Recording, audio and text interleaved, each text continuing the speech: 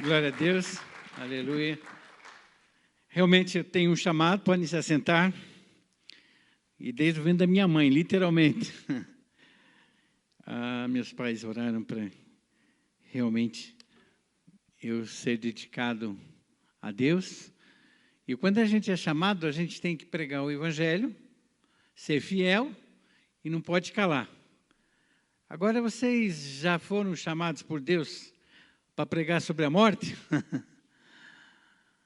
Então, faz umas 3 semanas, eu fui incomodado pelo Senhor, diante de tudo que o mundo está passando hoje, para nós confrontarmos a realidade da morte sob a perspectiva bíblica. E não tem jeito, nós não podemos sair. Eu coloquei o título, né, se eu morresse hoje, eu tenho que começar a perguntar para mim, né, como é que eu estou. E é importante que você se imagine também, se você morresse hoje, lá no enterro, né, você estava olhando de cima e as pessoas falando de você. O que elas estariam falando? Eu me lembro uma vez que eu fui num enterro, que eu ouvi o pastor fazendo, o preletor, o sacerdote, enquanto ele falava sobre isso, e a pessoa morta estava ali, ele falando, e aí, desculpe a minha sinceridade, mas eu comecei a procurar outro morto, porque o que ele estava falando, eu nunca vi na vida daquela pessoa que estava morta. Que era totalmente o oposto do que ele dizia. E o povo feliz da vida, com aqueles elogios. Na verdade, irmãos, todos nós vamos morrer, mas todos nós achamos melhor esperar. E nunca a gente acha que é o momento que a gente vai morrer. Mas o incrível de tudo isso é que nós temos que tratar desse assunto com a nossa alma. Nós temos que tratar desse assunto com não só a nossa alma, mas sob a perspectiva daquele que é o Senhor da vida e que fez com que essa morte fosse derrotada.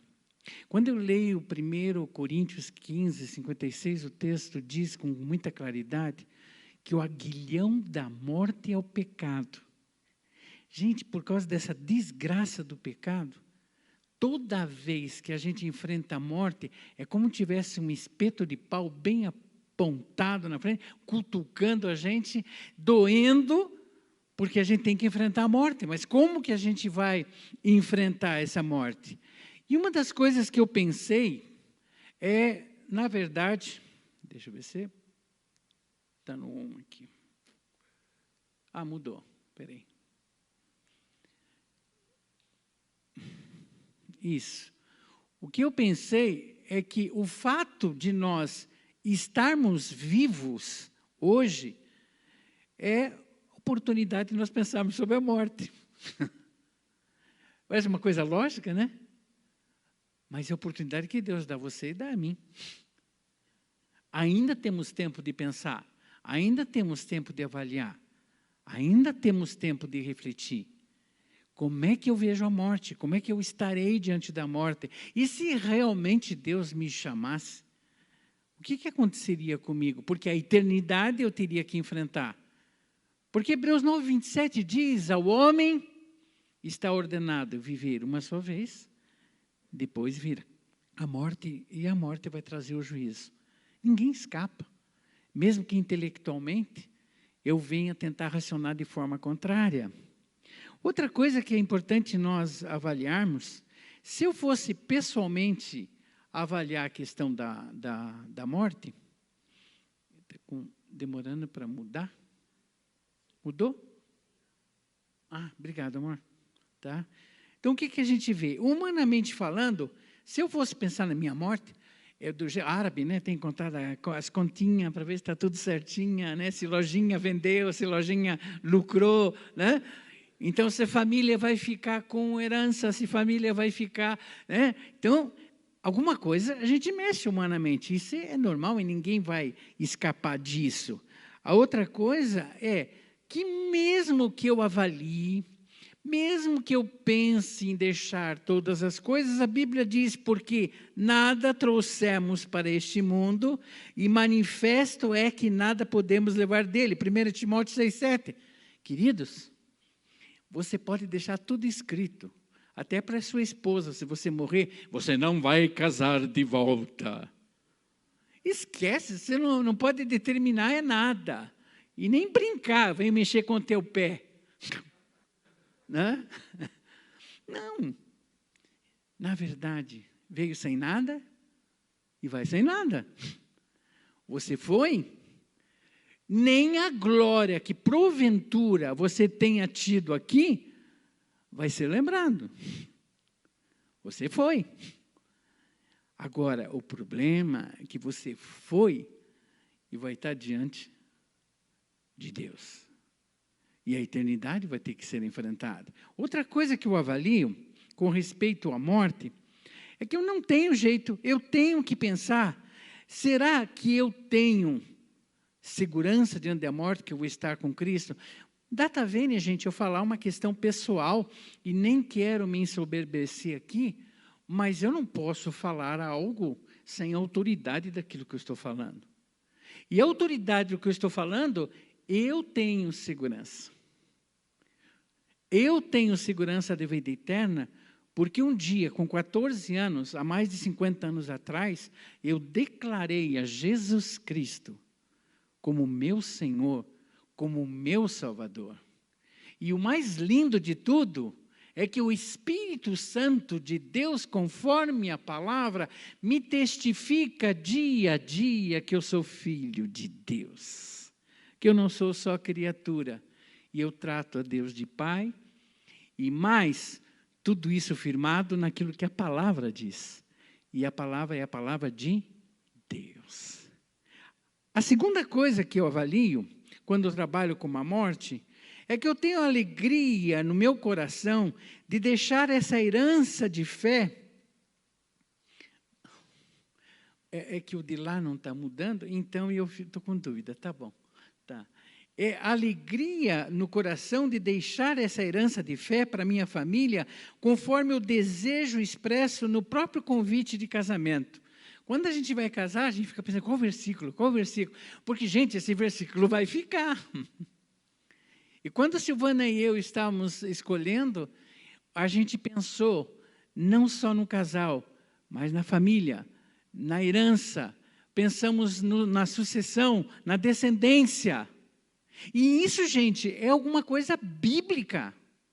A gente, quando olha para a vida de Abraão, eu me impressiono. Vocês já pensaram? Abraão, ele viveu toda a vida dele com fidelidade a Deus para ser abençoado eternamente, não na sua geração, mas nas gerações que iriam suceder. Isaac, Jacó, José, tudo que veio depois. Por causa da fidelidade dele. O versículo que a gente escolheu, Jeremias 32, 39, e lhes darei um só propósito, um só coração, um só caminho, a fim de que me amem com amor reverente para sempre, para o seu bem, para o bem de seus filhos no futuro. Que gostoso deixar essa semente. Então, quando eu pessoalmente penso na morte, primeira convicção gostosa de que eternamente viverei com o Senhor. Mas no segundo plano, vai ficar uma herança eterna, espiritual, de geração em geração, por causa da fidelidade transmitida à família, à esposa e aos filhos. Queridos, eu tenho essa certeza e eu louvo a Deus por isso, não para a minha glória, para a glória do Senhor, mas a grande questão que a gente tem é, e você tem essa certeza?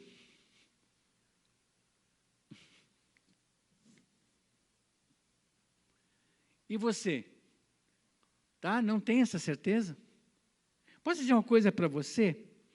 O que me impressiona é que, por mais que eu não queira trabalhar com o assunto da morte, Cada vez que vocês estão subindo aqui, você vê os pedidos. E eu quero que você pense uma coisa comigo diante da pandemia. Pessoas crentes, fiéis a Deus, estando salvas, libertas, tendo experiências lindas com o Senhor. Até eu recebi na internet uma senhora que sentiu o abraço de Jesus, né? Ela disse como ele dizia me amava. Como nós temos visto pessoas queridas ir embora. Hoje, essa semana, hoje morreu a esposa, semana passada o marido, mais um casal de pastores fiéis, que louvam a Deus. São dezenas de pessoas que a gente tem visto, e a pandemia tem chamado a atenção de alguma forma, e nós temos que refletir diante disso. O luto passou a ser, amados, uma verdade para nós impressionante. Ela está batendo na porta de qualquer ser humano. Não tem idade, não tem raça, não tem nação, e ela está pertinho, batendo na porta. E quando a gente vê isso, no começo os jovens, né, diziam, não, é só com idoso, só com idoso, só com idoso. Antes de ontem, eu acompanhando a notícia da pandemia, a gente recebeu essa notícia tremenda de que um jovem, né, os jovens, né, que estão internados em Salvador, já superou o número de internamento dos idosos. Não tem idade. Por que Deus está permitindo isso? No mínimo, no singular, você tem que pensar sobre o assunto. E você não tem escapatória. E todos têm que pensar. Atualmente, amados, 5 milhões, o diretor da Milk falou isso, 5 milhões de brasileiros estão convivendo com o sentimento da perda. Posso fazer uma pergunta? As pessoas não estão vendo vocês, mas eles podem se olhar em casa. Quantos de vocês que estão aqui já souberam de um amigo, de um vizinho ou de um amigo que morreu já pela Covid? Levante a mão. 99,9%. E eu não vou falar sobre morte? Deus está nos chamando a atenção. E sabe o que acontece? Ele acaba nos provocando a uma ansiedade santa de eu me preocupar, de eu conhecer alguém que não tem Jesus e possa pegar Covid. E eu lá no céu vou ter que chegar e responder por ele. Só um parentezinho para a gente avaliar. Queridos, ao enfrentar tudo isso, nós vamos usar hoje, essa noite, 3 textos bíblicos. E nós vamos trabalhar com esses textos bíblicos, que vão ser 2 histórias e uma conscientização que Jesus traz para nós sobre a morte. Mas antes, olha que coisa incrível. Melhor é ir à casa onde há luto do que ir à casa onde há banquete, porque naquela está o fim de todos os homens, os vivos aplicam o seu coração. Uau! Às vezes, é um pouco mais de perto. Você pode ir sentir mais no enterro, porque é seu amigo, pode ser porque é seu parente. Mas você já percebeu que às vezes você chega no enterro, passa do lado, você olha, eu vou falar da minha idade. Puxa, tem 67? Eu também tenho 67. O próximo pode ser eu. No mínimo. Por quê? Porque você começa a se identificar com aquilo. Mas com respeito à pandemia, não dá, nem precisa pensar assim. Por quê?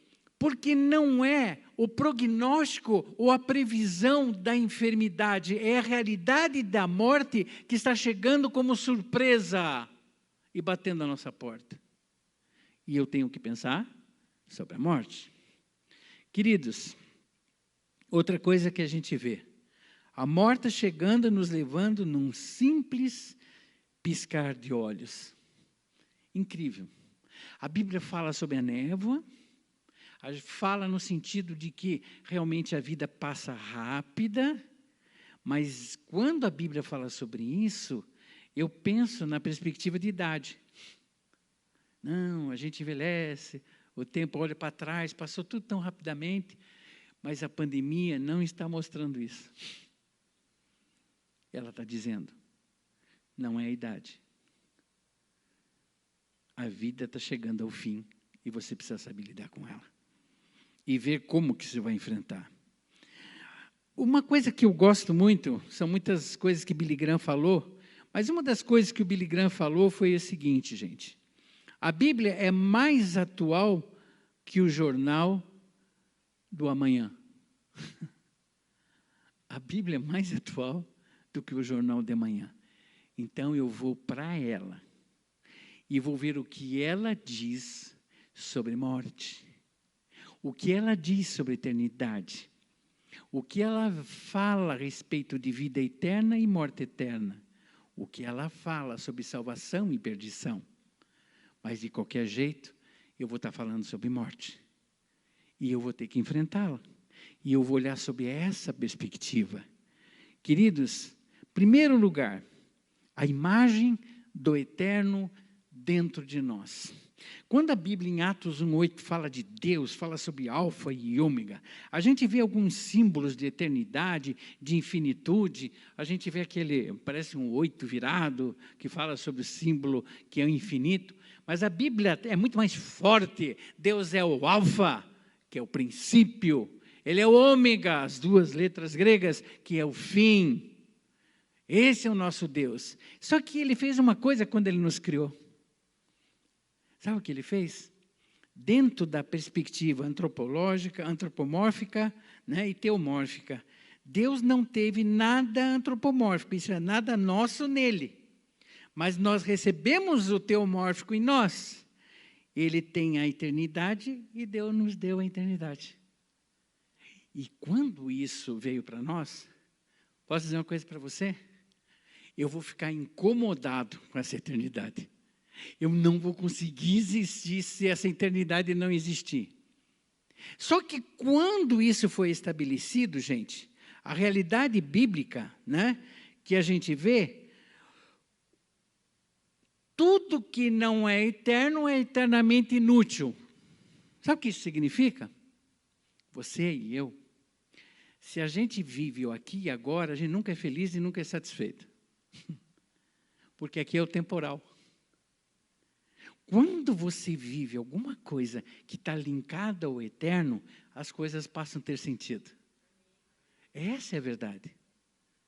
Tá? É tudo inútil. Você faz, é correr atrás do vento. Eclesiastes diz que é vaidade, e essa vaidade é o sopro da vida. E o que a gente vê?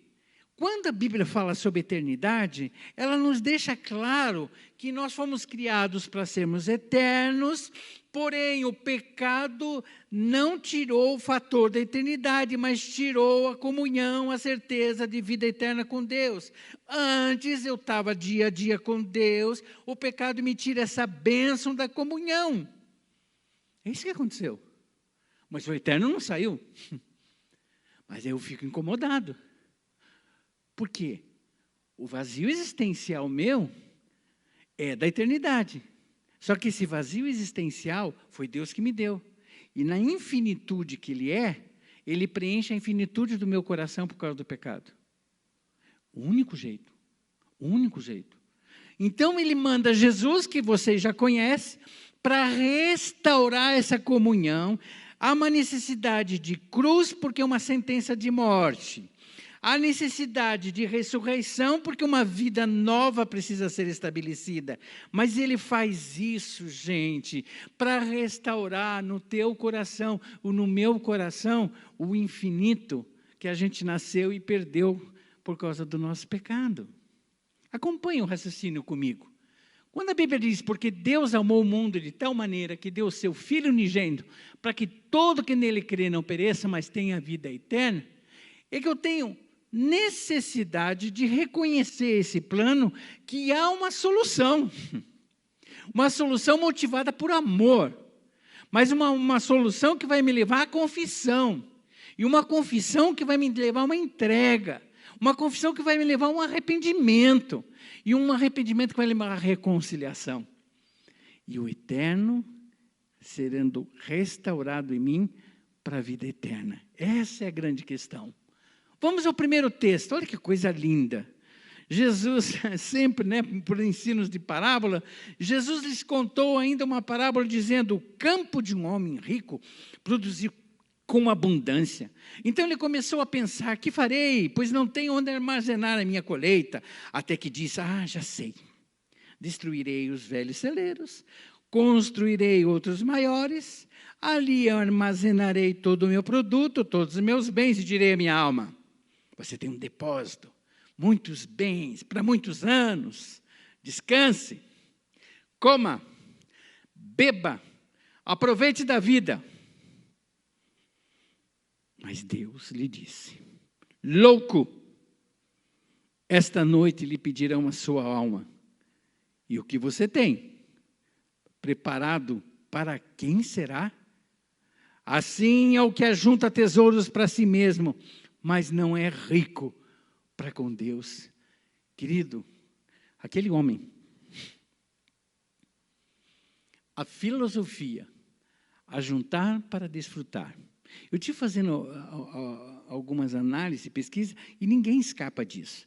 Você já percebeu, se você ganha R$2.000, você acaba dizendo: olha, se eu ganhar os R$2.000, eu pago minhas dívidas, mas, puxa vida, minha família precisa melhor, os meus filhos e tal.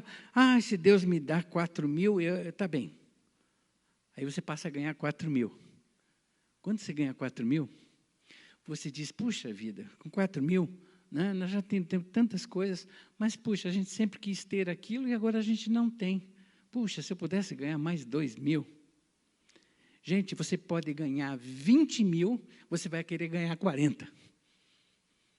É impressionante isso no homem. É esse o espírito. O ajuntar e desfrutar faz parte da queda do homem. Sabe por quê? Insatisfação na forma de ciclo. Eu tenho, quero mais. Eu quero mais, recebo. Recebo, não estou satisfeito. Não estando satisfeito, eu quero mais. E o ciclo continua. E esse processo, eu estava pensando, conversando com meu filho, ele é administrador de empresa, e eu disse, quando eu contei algumas coisas para ele, ele me contou algo, que se eu pegasse essa parábola e trouxesse para os dias de hoje, nós teríamos que falar das criptomoedas. O Bitcoin. Por quê? Hoje, todo o processo da economia, de rentabilidade, de investimento, de mineração, dentro da área de investimento, ela está entrando num projeto de digitalização. E a gente está fazendo uns comentários de 2017, quem tinha um Bitcoin, gastou R$18.000 mais ou menos. E hoje, esse mesmo Bitcoin está valendo quase 100 milhões, ou mais. Então, as pessoas veem isso, estão entrando. Então, o sistema para ganhar dinheiro são tremendos, só que a gente esquece de que, da mesma forma, daquela época, a natureza do coração humano é o mesmo. E essa insatisfação é por causa da ausência do sentimento e da convicção da vida eterna. Queridos, duas verdades absolutas nesse rico. Primeiro, não vamos levar nada, nem a glória que pensávamos que tínhamos, porque nada trouxemos para este mundo, e manifesto é, como eu li no começo, que podemos levar dele. A imagem acho que já diz tudo, né? A segunda coisa, o eterno será enfrentado. O eterno nas Escrituras envolve o eterno para a salvação ou para a perdição. Ninguém foge dessa verdade. Mesmo que você não aceite intelectualmente, tá? Mesmo que você não aceite isso sentimentalmente, é uma verdade absoluta exposta na palavra. Todos enfrentaremos o juízo de Deus. E é muito claro, são vários textos, Mateus 24, Mateus 25, dizendo que Deus vai dizer: aqueles que o reconheceram, vinde, benditos do meu Pai, recebei a coroa que vos está preparada desde do início do século. E aos que estiverem à esquerda, apartai-vos de mim, malditos, para o fogo eterno, preparado para Satanás e seus demônios. Agora diz, mas que maldade! O amor de Deus tem a sua equidade com o juízo. A equidade do amor é porque ele vem junto com o juízo. Seria impossível, diante do erro, da maldade e da rejeição, você não ter a condenação eterna. Amados, você e eu estaremos diante de Deus, ou para a vida eterna, ou para a condenação eterna. Você, querido, que está me ouvindo, nós não temos escapatória. O que está acontecendo agora, que nos impressiona, é que está sendo muito mais rápido do que a gente imaginava. E a gente poderia até pensar em curtir mais. Não, dá mais um tempo. Não, nós temos que enfrentar isso o mais rápido possível. E nós, como igreja, escutemos esse recado de Deus. Gente, se você nunca falou de Cristo para o seu vizinho, dá um jeito de mandar no WhatsApp uma mensagem. Fala do amor de Deus.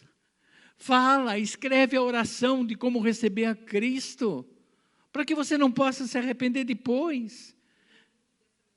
É isso, amor. Manda o link dessa mensagem. Porque eles precisam ouvir o recado. E muitos, mesmo dentro do Brasil, são religiosos, mas nunca ouviram a realidade de que sem Cristo não há salvação. Sem Cristo não há vida eterna. Sem Cristo não é restaurado o vazio existencial da nossa alma. Ninguém foge dessa verdade. Querido, por essa ele não esperava. Deus disse, louco, essa noite te pedirão a tua alma e o que tens preparado para quem será. Gente, não é só para as pessoas descrentes. Eu estava contando, não sei para quem eu estava contando, para o Eduardo, acho que, contando de um amigo. Gente, muito querido ele. Pregador, evangelista. E eu era pastor dele, porque eu era o pastor de missões, né? E como pastor de missões lá em Perdizes, São Paulo, a gente conversava bastante, ele cuidava de uma congregação, e um dia, ele tinha mais ou menos uns 50 anos, e um dia ele foi pregar na congregação, ele abriu a Bíblia, parábola do Lázaro rico, leu o texto e morreu de coração na hora. Fulminado. Que morte gloriosa, né? Gente, morrer pregando. Eu já vi outros pastores que dizem, eu queria tanto morrer pregando. Você sabe, vocês podem achar engraçado, mas eu cheguei a pensar na possibilidade, que não poderia acontecer de eu estar pregando aqui e morrer. Sim, mas deu um frio. Deu um frio. Esse frio é normal? É lógico. O que não pode me dar é frio na alma de que eu vou para o inferno. Esse eu não posso ter. Mas a fragilidade da minha finitude faz com que eu trema também. Só que eu preciso ter a segurança, ter a paz da vida eterna. Queridos, vamos para Tiago, que é o outro texto que vai nos ensinar. Olha que coisa linda. Escutem agora vocês que dizem, hoje, amanhã, iremos para a cidade tal, lá passaremos um ano, faremos negócios, teremos lucros. Já viu isso em algum lugar? Vocês não sabem o que vai acontecer amanhã? O que é a vida de vocês? Vocês não passam de uma neblina que aparece por um instante e logo se dissipa. Uau!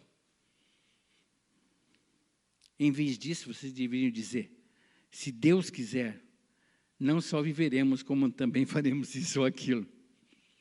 Você sabe que não faz parte da cultura cristã, esse se Deus quiser. Mas na cultura bíblica, os árabes já usavam isso. Desculpa a Data Vênia falar do meu povo, né? eles usam uma expressão chamada Inshallah. É uma expressão muito forte. É parte da cultura. Por mais que para eles o Deus é um Deus fatalista, o nosso é um Deus soberano. Mas dentro da soberania de Deus, se Deus quiser. Uma vez eu fui repreendido, sabia? Para que tudo dizer se Deus quiser, se Deus quiser? Falei, se você sair aí fora, né? Pode acontecer. Eu estava preparando a mensagem para hoje, já faz umas 2 semanas que eu estou preparando, porque o assunto era muito difícil. Enquanto eu preparava a mensagem, né, preparando, eu tinha que sair, pegar a carretinha da ONG, o carretinho, e eu saí por uma falta de atenção minha, e eu bati num carro. Eu falei, gente do céu. Né? Agora, como bom pentecostal, está amarrado. Repreendo, né? Eu repreendo. Não, eu pensei comigo mesmo, Senhor, carro estragou, mas já tem uma boa ilustração para o sermão. Né? Porque essa é a verdade que a gente passa. E o texto, gente, nos ensina, planos existem, mas a soberania de Deus detém o controle. Projetos e sonhos podem ser estabelecidos, mas a realização deles está sob a decisão de Deus. Sabe, tem uma coisa que eu aprendi com o pastor diz, né, que casar com psicóloga tem a vantagem de você ser cuidado e não pagar a consulta, né? Tem as duas coisas, né? Mas uma das coisas que a minha mente funciona muito rapidamente, e às vezes eu levantava no dia com 30, 40 coisas na minha cabeça para fazer, né? E assim eu falo assim, escreva para baixar a ansiedade. Só que eu não passei só a escrever. Escrever tudo que eu achava que tinha que fazer do dia. Senhor, está aqui a minha lista do dia. Se Deus quiser. Que aconteça aquilo que o Senhor desejar. Que aquilo que vai glorificar o teu nome que aconteça. E sabe o que acontece? No final do dia, se você for conferir a lista, você vai perceber uma coisa preciosa. Teve um monte de coisa que você colocou que você não fez, mas não era para ser feito. E tem um monte de coisa que não estava na lista que você fez e Deus quis que você fizesse. Se Deus quiser. Por quê? Porque você vai ter um insight do Espírito Santo. Né? Esse insight é maravilhoso. A Silke fala que o Espírito Santo é... Como é que é? Personal espírito. Né? Tem que estar do teu lado o tempo todo. E dizer, não diz a Bíblia? Se você desviar para a direita ou para a esquerda, você vai ouvir uma voz atrás de ti dizendo, eis o caminho, andai por ele. É essa a direção. E sabe o que significa isso? Você está andando motivado no dinâmico do eterno. Porque o eterno, que é o Espírito, que vai estar comandando você. E quando Jesus fala e nos ensina com Tiago, ele diz para nós que nós precisamos colocar, se Deus quiser. Mas quando a gente olha lá no mordomo, a gente vê que quando eu faço isso, eu estou enriquecendo, ajuntando tesouros no céu. E essa é a vida que eu preciso ter. Queridos, não adianta planejar. Vocês não estão se assustando quando vocês saem e vêm às lojas? Gente, essa loja fechou? Faliu? Tem uma churrascaria que esses dias eu perguntei que tinha fechado também. Pertucci? Uau, o KF também? Esse eu nem sabia. Agora, vamos levar em consideração. Você achou que isso ia acontecer? Gente, o comando de Deus, Ele faz com a nossa mente gire, porque Ele tem o poder e Ele é soberano sobre todas as coisas. E a gente vê as surpresas são tremendas. Só que não adianta, a ansiedade, ela não vai ajudar em coisa alguma. Eu tomei nota aqui, eu tenho que achar aqui, gente. O que o Billy Graham falou sobre ansiedade, olha, aqui, achei. A ansiedade, olha que coisa incrível. A ansiedade é o resultado natural de centralizarmos nossas esperanças em qualquer coisa menor do que Deus e sua vontade. Uau! Imagine a angústia que isso produz. Agora, quando eu vivo pelo eterno, controlado pelo Espírito eterno de Deus, as coisas estão acontecendo e eu estou aprendendo. As coisas estão acontecendo e eu estou me consagrando. As coisas estão acontecendo e eu estou entendendo o que Deus tem para mim, para minha família, para as pessoas queridas e para as coisas que eu tenho. Isso nós não podemos esquecer. Amados,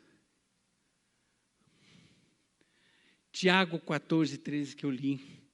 Pode ter sonhos e planos. Pode planejar viagem e fazer negócio.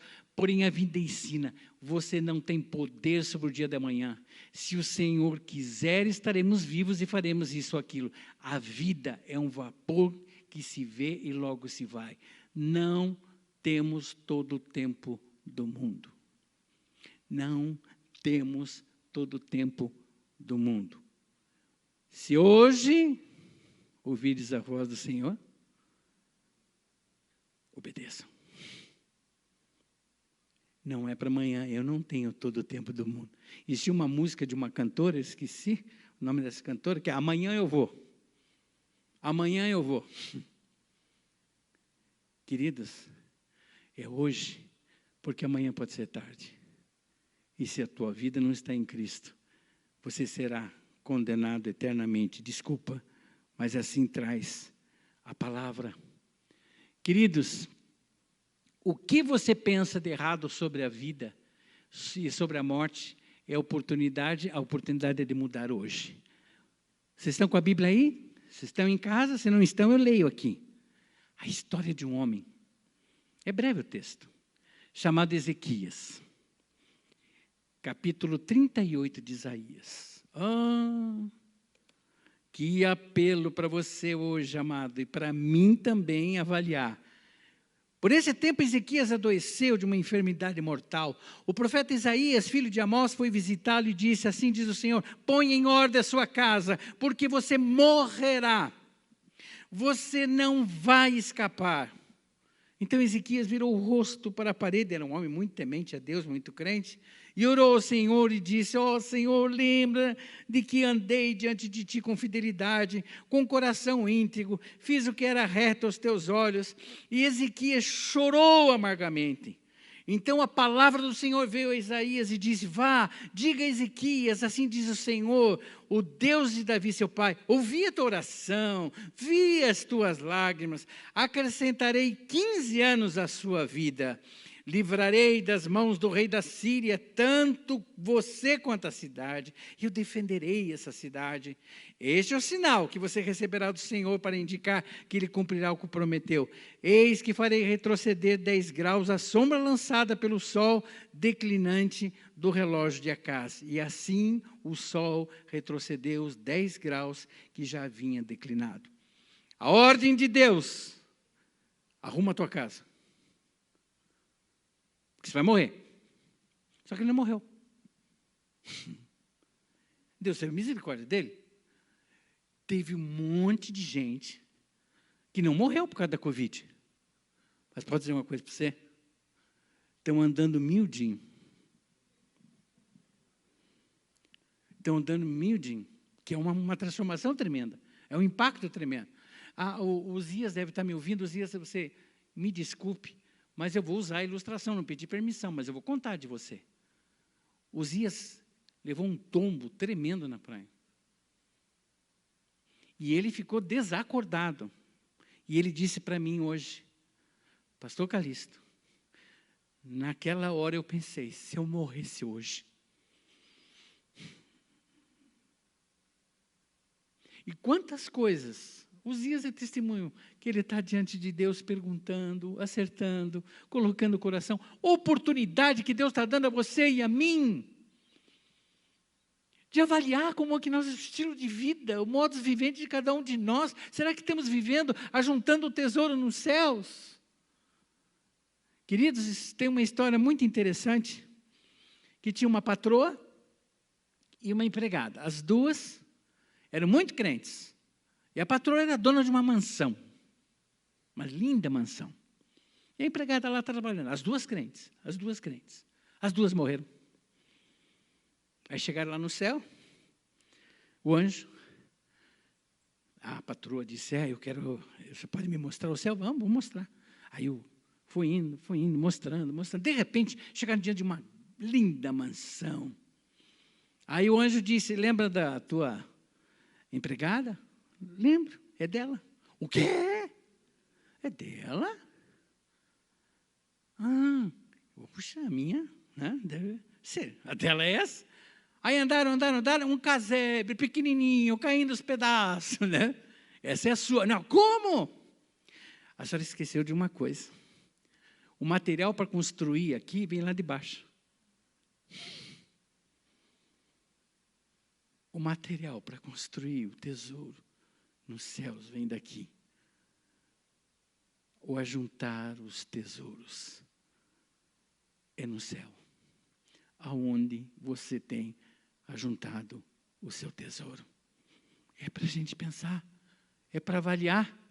E sabe qual é o pior? O triste, pelo fato dele não ter obedecido, queridos. Ele teve mais 15 anos de vida. Nesse ínterim, 3 anos se passaram, e ele teve Manassés como filho. Ele arrumou a casa dele, ensinou as verdades de Deus para Manassés? Não. Manassés, filho de Ezequias, começou a reinar com 12 anos, pior rei da história de Judá, o mais endemoniado de todo Israel. Ezequias pensou nele, vou viver, Deus me deu vida.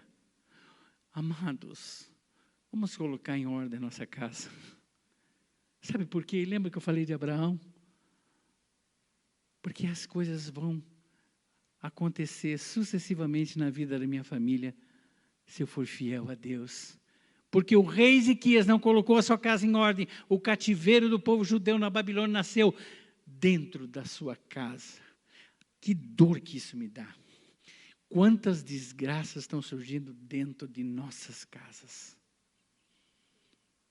Nós temos que consertar as coisas dentro da nossa casa, para que isso consertado possa gerar vida.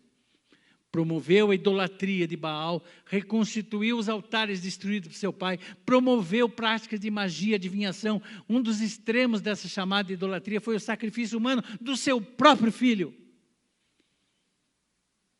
E Deus tinha dito para Ezequias, ponha ordem à sua casa. Queridos, o tipo de vida que você escolher viver, determinará a colheita que você terá quando morrer. Escuta isso. E a primeira coisa que eu tenho que pensar é no passaporte. Eu não achei o melhor, sabe assim, né? Para achar. Eu tenho que ter o passaporte para a vida eterna, que é Cristo Jesus como Senhor e Salvador. Porque Ele me dá o selo do Espírito, que me garante o visto da eternidade. E quando eu chego com esse selo e com este visto, eu entro nos céus para ter a vida eterna. Queridos, pergunto, se eu morresse hoje, eu tenho que ter um passaporte selado pelo Espírito, que é a salvação de Cristo. Se você não tem esse selo ainda, querido, a Bíblia diz que a condenação será eterna. Porque a eternidade não acabou. A diferença é a vida ou a morte. Se eu morresse hoje, uma mala repleta com os tesouros para a eternidade. Porque toda viagem precisa de uma mala. E essa mala precisa ser cheia com os tesouros do céu. Tesouros que vêm pelo alimento da palavra. Tesouros que são enriquecidos pela riqueza da vida de oração. Tesouros que são as almas conquistadas para Cristo. Tesouros da sua fidelidade, da sua obediência e a sua inteireza de coração diante de Deus. É isso que a sua mala precisa estar cheia. E é isso que Deus espera de mim e de você. Chegar no céu com essa mala cheia, queridos. E enquanto eu estiver na estação da vida, sonho, planejo, realizo, mas tudo debaixo dos propósitos que Deus tem para a minha vida nessa terra. Aí ela vai estar cheia, essa mala, com os tesouros de Deus. Queridos, a Bíblia diz, como a gente pode ter o passaporte do céu, a certeza na alma da vida eterna, a saber, se com tua boca confessares ao Senhor Jesus, e em teu coração creres que Deus o ressuscitou dos mortos, será salvo, visto que com o coração se crê para a justiça, com a boca se faz confissão para a salvação, porque todo aquele que invocar o nome do Senhor será salvo. Eu não estou perguntando da sua religião. Eu não estou perguntando se você é membro dessa igreja ou da presbiteriana, da metodista, seja qual for. Eu estou perguntando, você tem certeza da vida eterna? Agora se diz, mas como que a gente pode ter a certeza? Porque a Bíblia diz, se confessarmos os nossos pecados, Ele é fiel e justo para nos perdoar e purificar de toda iniquidade. E que pela graça sois salvos mediante a fé. Isso não vem de vós, mas vem de Deus. Pela fé é que você aceita, pela fé é que você ora, pela fé que você reconhece. O texto diz que você precisa reconhecer o sacrifício de Jesus na cruz por causa do seu pecado, do meu pecado, do nosso pecado, que o sangue derramado foi para justificar a gente diante de Deus, para termos a vida eterna, restaurarmos a comunhão com Deus. Só que se eu não abrir a minha boca e não confessar, nada isso de convicção vai ter dentro da minha alma. E eu digo uma coisa, eu vou fazer uma pergunta para vocês agora, e você que está me ouvindo. Você tem certeza que é salvo em Cristo? Não precisa levantar a mão, mas todos aqui vão comigo entender.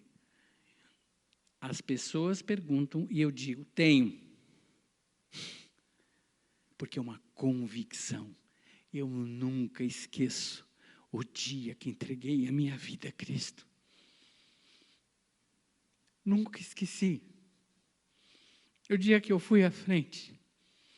E mais, a minha família tem mais de 5 gerações de igreja. E quando aceitei Cristo com 14 anos, quando o pregador falava, você é pecador e precisa se arrepender, a minha vida na igreja era tão forte, religiosamente falando, que eu fiquei pensando, será?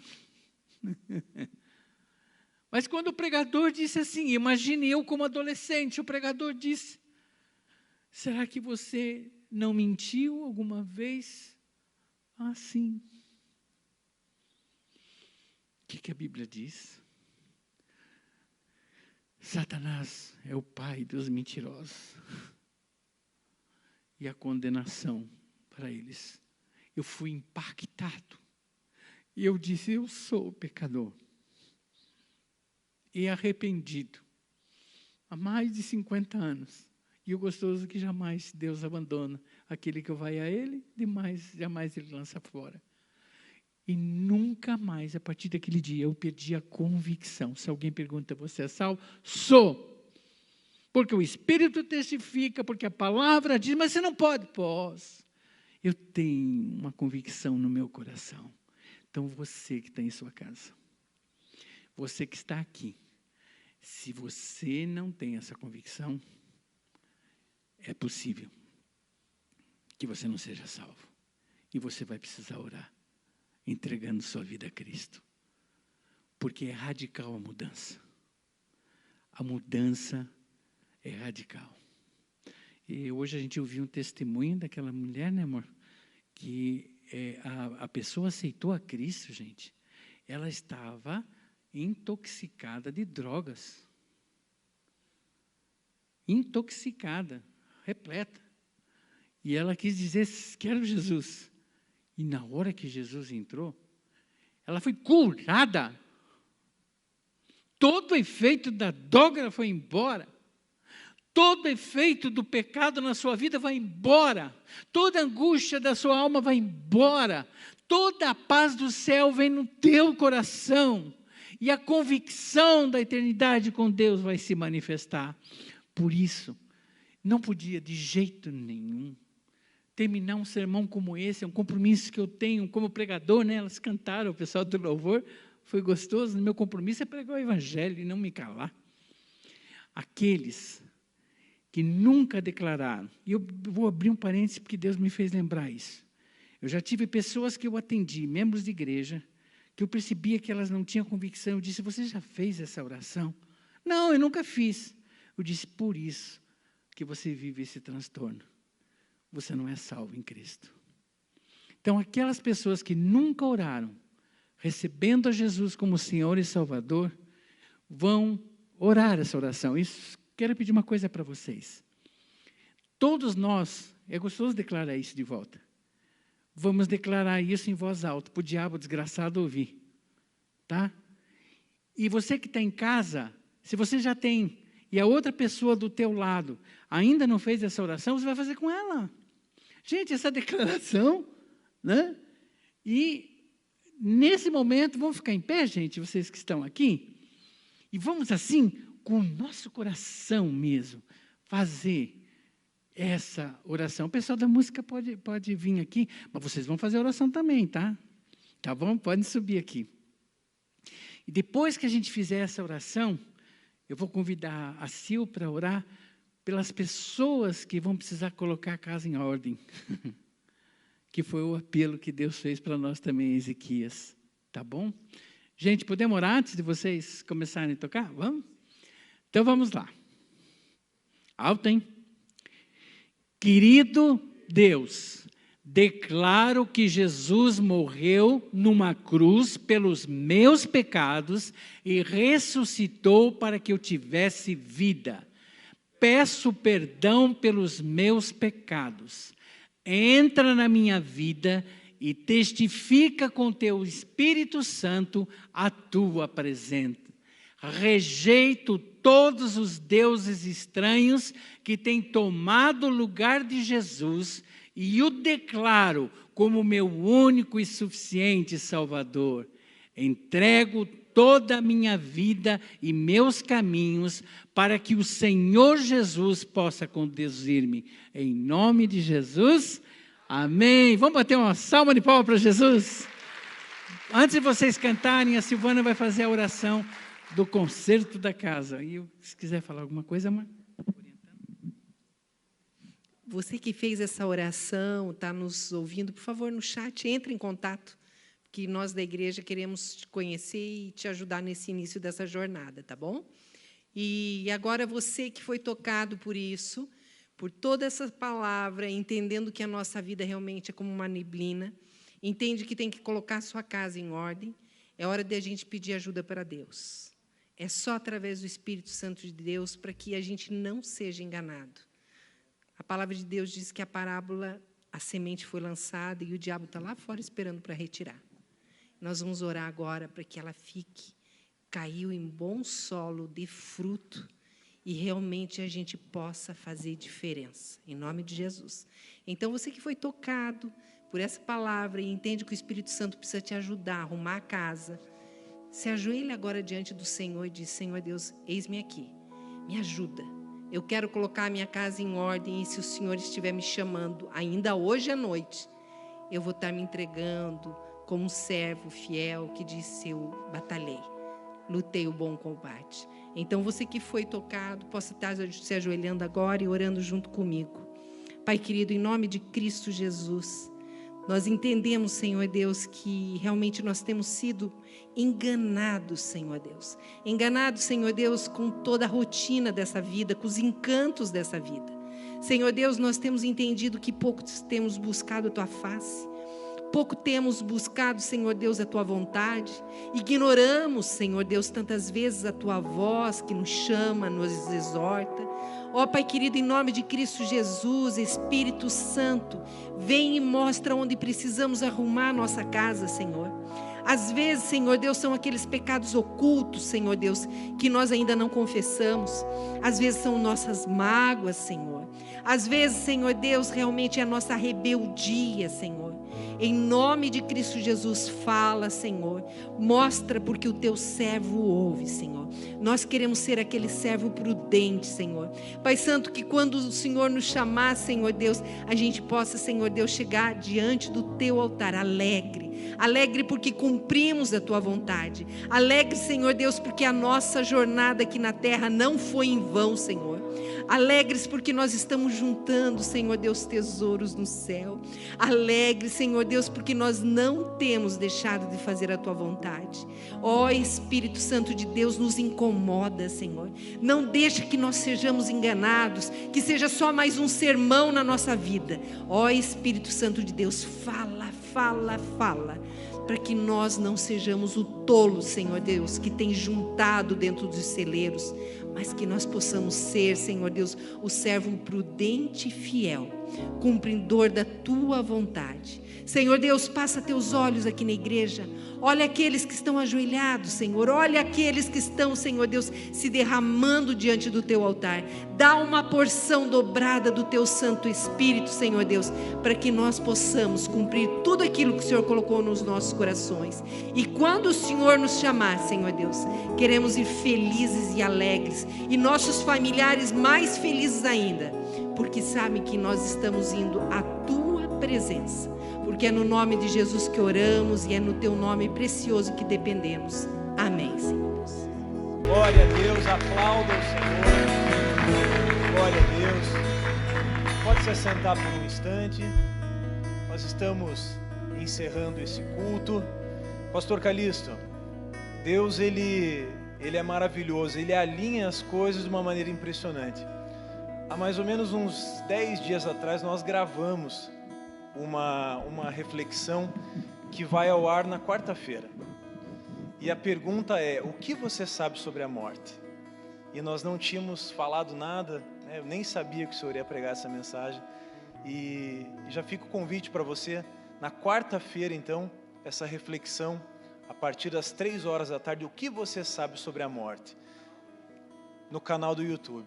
Um alinhamento perfeito do Espírito Santo. Como é bom ver aquilo que Deus faz na sua igreja.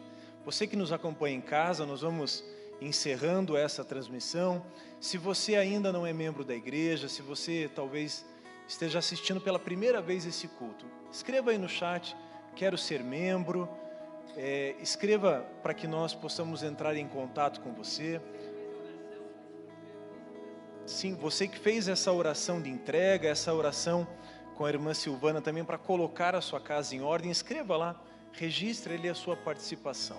Nós vamos nos despedindo de você que está em casa. Deus te abençoe. Eu quero declarar uma palavra de vida sobre você, que você tenha uma semana abençoada, uma semana de vitórias. Convido a você para que na terça-feira também esteja conectado conosco. Na terça-feira, culto de mulheres a partir das 20 horas. Na sexta-feira também, culto de libertação a partir das 20 horas. Esteja conectado, participe conosco. Deus te abençoe, que a graça do nosso Deus, que a proteção do Pai esteja sobre a tua vida, que as doces consolações do Espírito Santo estejam sobre a tua vida. Deus te abençoe, uma semana de bênção, uma semana de vitória para você.